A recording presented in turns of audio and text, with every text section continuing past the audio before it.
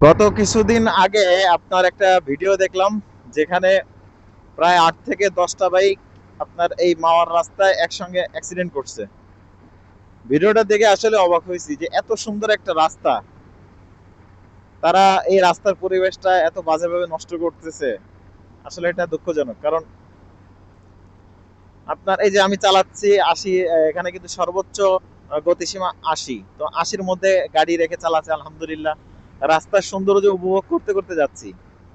বাকি কিছু বাইকার আছে যে ছাত্রীদের মতো বাইক চালায়, আপনার টপ স্পিড চেক করে। এদের জন্য আরো যারা ভালোভাবে বাইক চালায় এদের রিস্ক হয়। যারা আপনার হাই স্পিডে গাড়ি চালায় আমি ব্যক্তিগতভাবে তাদেরকে প্রচুর অপছন্দ করি। আর ওদের জন্যই প্রত্যেক বাইকারদের দোষ হয় আপনার।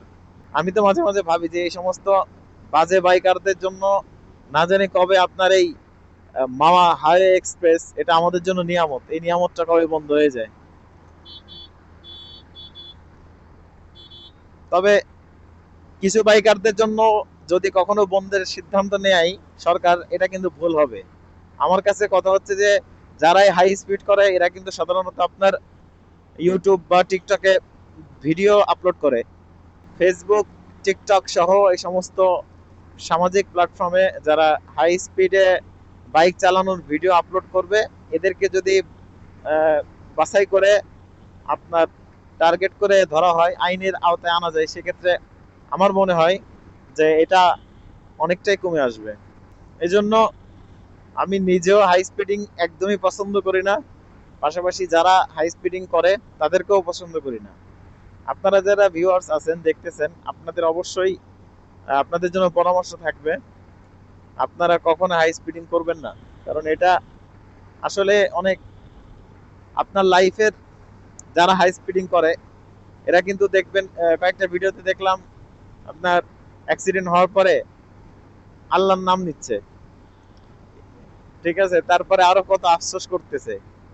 এই আফসোসটা আগে কেন আসে নাই?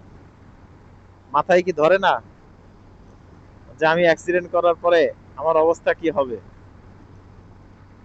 তো এই বিষয়গুলি প্রত্যেকটা বাইকারদের ভাবা উচিত, আর খুব সাবধানে বাইক চালানো উচিত। বিশেষ করে কিছু সময় পর পর আপনার লুকিং গ্লাসের দিক তাকানো উচিত। আর কিছু বাইকারদের তো লুকিং গ্লাসই থাকে না, কি একটা অবস্থা!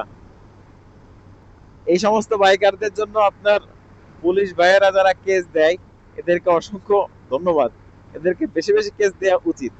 প্রত্যেকটা বিষয়ের উপর যেগুলো আইন আছে বাইক রিলেটেড, এরকম প্রত্যেকটা বিষয়ের উপর তাদেরকে কেস দেওয়া উচিত।